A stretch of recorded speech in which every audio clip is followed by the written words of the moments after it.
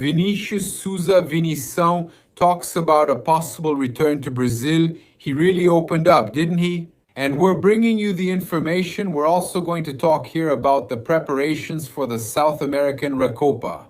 Flamengo released footage of Monday's training session, right? And we're bringing you all the information here.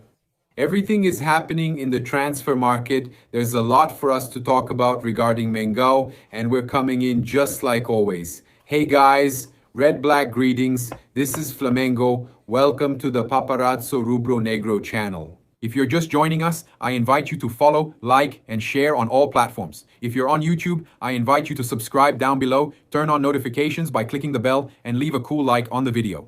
We're here once again, always with us, thanks to YouTube Shopping. You can find Flamengo's jerseys here and you help Flamengo. These are official jerseys. Flamengo gets their share, so you're supporting the club by buying official jerseys. And there are official jerseys starting at 89 reais, you hear? Starting at 89, there are Brazilian ones, and also Adidas, some with really good prices. And of course, you can find them here, including this one I'm wearing here. I'll put it right there among the first options. This one, this Flamengo tracksuit here, is the new training and travel tracksuit, right? From Flamengo's training and travel line. Even Felipe Luis was wearing a shirt from this line yesterday, right? And you can also get your Mango tracksuit, and you can find it here, okay? Because sometimes, in a lot of stores, you can't find the tracksuit available, but here you can. We only put up the ones that are available so you can get them right away. No problem. Laugh, voice of the two. All right, it's the same there too, man. Complete package with ticket included in Rio de Janeiro, reception with the airplane caravan. Not a tool, of course, bedpans from the avenue we are at.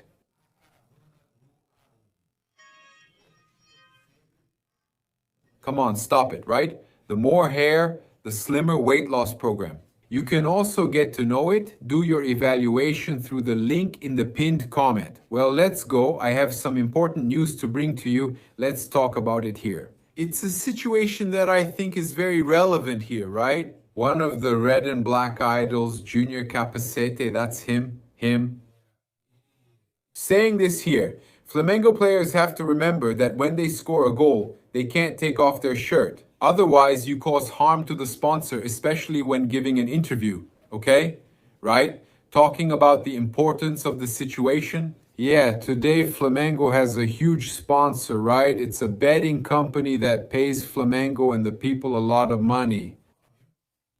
He and the other sponsors are there on the jersey exactly for this celebration moment, right? So you can't take it off, right, man? I think Junior is absolutely right. It's a situation where Flamengo really ends up at a disadvantage, right? Because if you have a player who takes off his jersey at a moment, that would definitely show up on television, right? I'd like to take this opportunity to talk about a very important situation. And Flamengo reached 10 wins in 11 games against Botafogo at Engenhão, man. At Engenhão, Flamengo reaching 10 wins at Engenhão in 11 games. That's an incredible number, man, right? So, look, it's 20,192 to 1 Flamengo, 20,191 to 0, Flamengo 20,201 to 0, Flamengo 20,212 to 0, Flamengo 20,223 to 1, Flamengo 20,221 to 0 2020. Sport.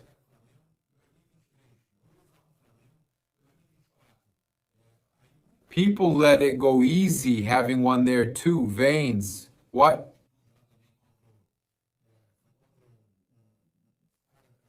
Dad, did Flamengo take it easy in this game? So, what do you think?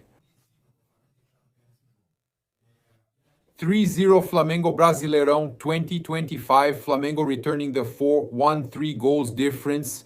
3-0 Flamengo now in 2025 and in 2026. 2-1 Flamengo, also Flamengo winning. So, man, that's 10 wins in 11 games. It's unbelievable. Botafogo is Flamengo's biggest customer in Brazil right now. Historically, especially at Engenhão, Botafogo is Flamengo's biggest customer. Guys, those are impressive numbers. We don't see any team in Brazil with such overwhelming stats. And they like to brag about that 4-1 and all. Flamengo came back with a 3-0, same thing. 4-1, 3-0, 3-goal difference. Flamengo got them back the very next year. So is that it? They like to brag a lot, but actually they're Flamengo's biggest customers. Look, let me just bring you some important information here. Actually, there are 3 important pieces of information regarding Flamengo's training. We're going to show here the footage from Mengal's training, which the club's media team releases. Flamengo Television, always with credit to Flamengo Television, keeping the Flamengo Television logo, inviting you to subscribe to Flamengo Television. Let's hit 8 million subscribers soon. Let's even take a look here, see how it is. Here it is. Flamengo Television was close to reaching 8 million subscribers. It's close actually, right?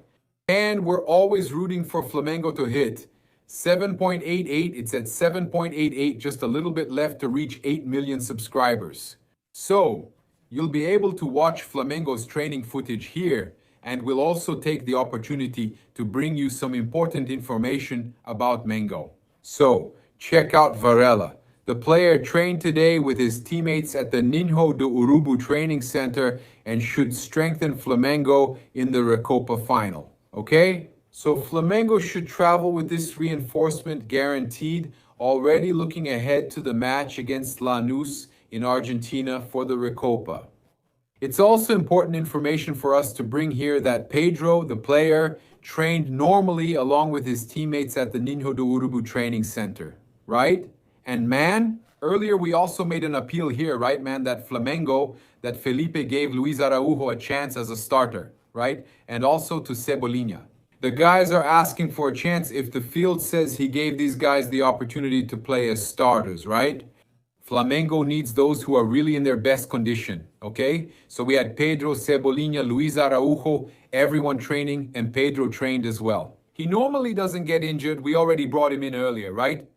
We know how important Flamengo is to come out with a victory, right?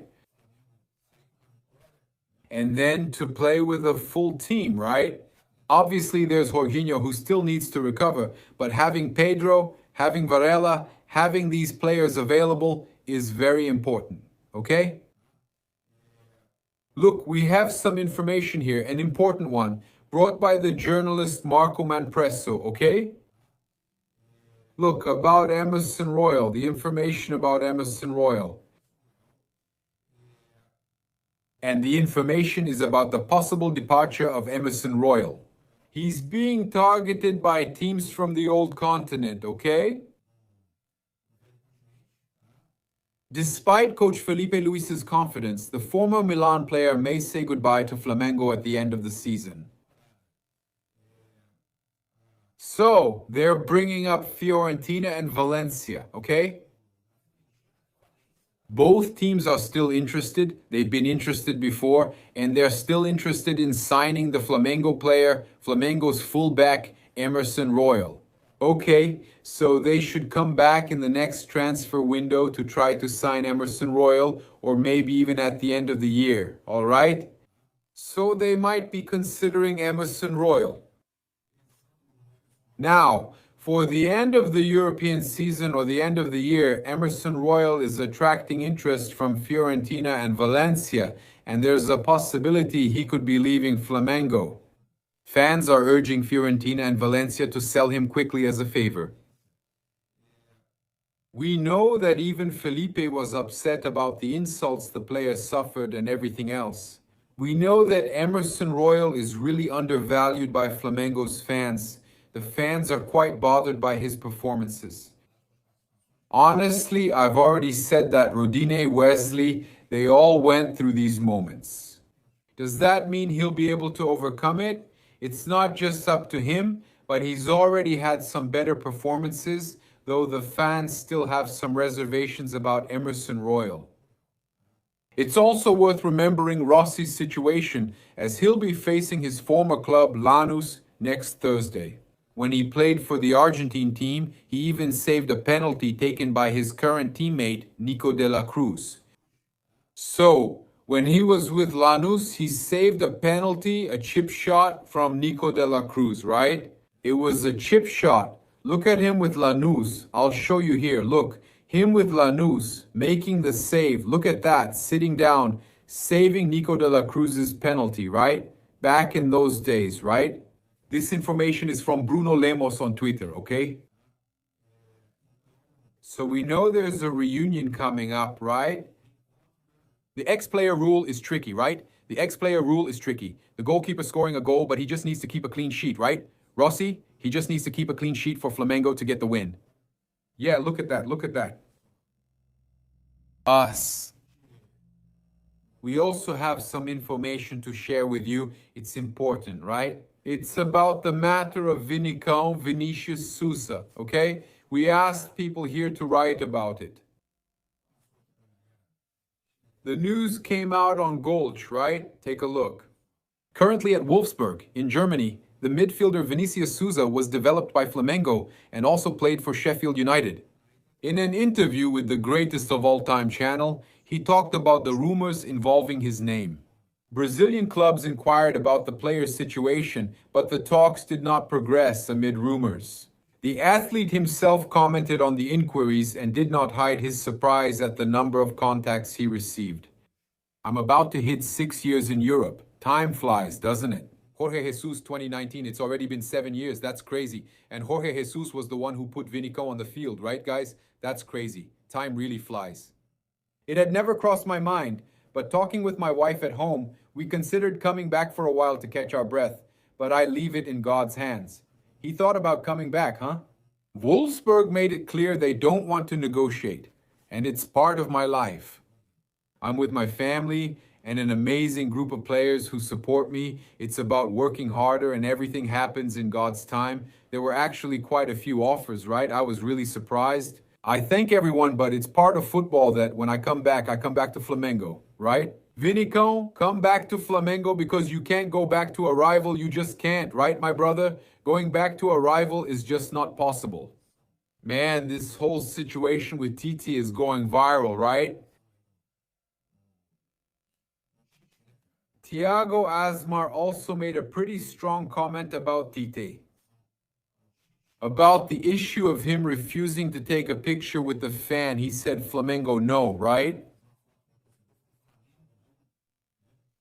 We saw this go viral. Now that's all anyone talks about. Everyone is talking about it. Controversy involving Tite. The current coach of the museum supposedly already refused to take a picture with the fan and so on. The moment divided opinions. Some people think it's professional behavior and others see it as unnecessary. I think it's totally unnecessary. Apparently that's a child there, right? From what you can tell, that's a child there, right? Not Flamengo, not Flamengo, not Flamengo. They're even covering the child's face there. Not Flamengo, Flamengo. It's not real. The video is real.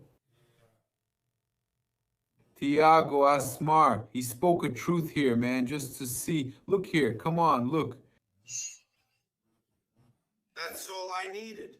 Tite refuses to take a photo with a fan because he was wearing a Flamengo jersey and says, not with Flamengo, no. In other words, the Flamengo fan should be mad at Tite because he did a pathetic job. Exactly. Goal scored, Tite. The goal was scored. Pathetic in the Libertadores with a strong squad. He had a pathetic campaign in the Brasileirão with a strong squad. And it was proven that his work at Flamengo was ridiculous when Felipe Luis took over and simply won everything in 1 year in charge. Then Tite refuses to take a picture with the guy. Another thing, he deserved it, right? Being a Flamengo fan and wanting to take a picture with Tite. You can't, right? But he was a kid, man. He was just a boy. Another thing, it's good to remember that the last time Tite refused to take a picture was when he said, I won't take a picture with Bolsonaro. If Brazil wins a World Cup with me as the coach, then he joked. He didn't even come close to winning with the Brazilian national team as a coach. Poor guy, poor guy. Tite is ridiculous. Man, Croatia having 2 ridiculous campaigns. In other words, usually when Tite refuses to take a picture, he embarrasses himself and he keeps embarrassing himself. He embarrassed himself by politicizing soccer, embarrassed himself with the Brazilian national team, embarrassed himself at Flamengo. Now he's embarrassing himself at the start of this pathetic Cruzeiro, and he's still embarrassing himself with this arrogant arrogance. Man, a kid. He's not a kid, man. I tried to take a picture. He was ridiculous, man. He acts all nice, but anyone who always pretends to be a saint and refuses to take a picture with a fan isn't. He's been exposed, huh? Exposed. Tite has been exposed. Because it's in these moments that you see how a person treats others, okay? Yeah, it's in these moments, in situations that leak out like this, that you really see how a person treats others. Imagine how many times it wasn't recorded, right? How many times it wasn't recorded, okay? We had some Flamengo players enjoying Carnival, right? Leo Pereira, Pulgar, Carrascal. But that's fine, right, guys? People won't criticize them, will they? It's all good, right? Because you won, knocked Botafogo out, Botafogo is out, then you went to party, that's normal. So it's fine, it's all good, right? We also had Rafael Sobes, a former player. Talking about the goal Andrew suffered. He said the following: he could have saved it. It's not a mistake. I also agree it's not a mistake. He was a little bit ahead, but it's a ball that could have been saved. It's a matter of positioning. If he had been better positioned, he would have saved it easily. He was slow to react. Okay, but that's it, all right? He was also playing there at Engenhão, the place where he almost went to play. There's a story there. I even understand the nervousness that might have happened there. He's with Andre, okay? I think anything is possible, right? Psychological and all that. I don't think we can judge so negatively either. Look, we also have another situation here that I wanted to bring to you, but the comment was good. I agree with Rafael Sobis' comment, okay? Look, Polgar already has almost the same number of goals in just 8 games in 2026 as he did in 4 years. Are you finding yourself, Polgar? The same number of goals in 4 years at Flamengo in just 8 games in 2026, man. That's impressive, huh? Look, that's already 2 goals in 8 games in 2026 in 4 years. He had scored 3 in 139 matches. Now he almost has the same number of goals from 4 years in just 8 matches. Congratulations, it's a magical moment for Eric Pulgar, and I wanted to talk about this here, Andre Rocha, on S1 Live. He said the following: Mulambo, right? What does it mean to call someone that, like a Vasco fan? Do you have the courage to use that term against a Flamengo fan and at the same time say it's the people's team? So man, he says here it's not, the people's team Vasco, right? Because for decades they pointed fingers and directed social prejudice at Flamengo's fans. Whoever despises the poor, whoever despises people from the community, whoever despises the less fortunate, doesn't like the people, okay? And if you look down on the fans because of their popular origins, then you can't call yourselves a truly popular team. Andre Rocha is absolutely right. They really like to talk crap, that's it, with their mouths, right? So, man, and once again, right, I see here Mauro and everyone criticizing Paulo Cesar Oliveira, the referee analyst. And we need to say something here, man, to wrap this up, to close this subject, right? The guys are already eliminated. But I posted here on stories a situation that's really true, man. Look at the play that should be discussed. It should be by the press, but they're not. They're debating whether it was a foul or not. The foul on Lucas Paqueta's goal. It's absurd. It was nothing serious. And the play that should be discussed was, I'm even seeing here, even the layman analyst, look at the play that should be discussed. It's this absurd elbow on Plata. And there was another one in the same play, okay? And why isn't the press talking about this, man? The press only talks about what it wants to talk about. Why didn't the Whistle Center talk about this? I'll leave this question here because it's against everything and everyone, but I'll let you answer here, man. Tell me, because it's hard to understand, right? It's hard to understand all this hatred for Flamengo, that's the truth. They had other situations to show, including that final tackle they made on Luis Araujo, but they don't show that.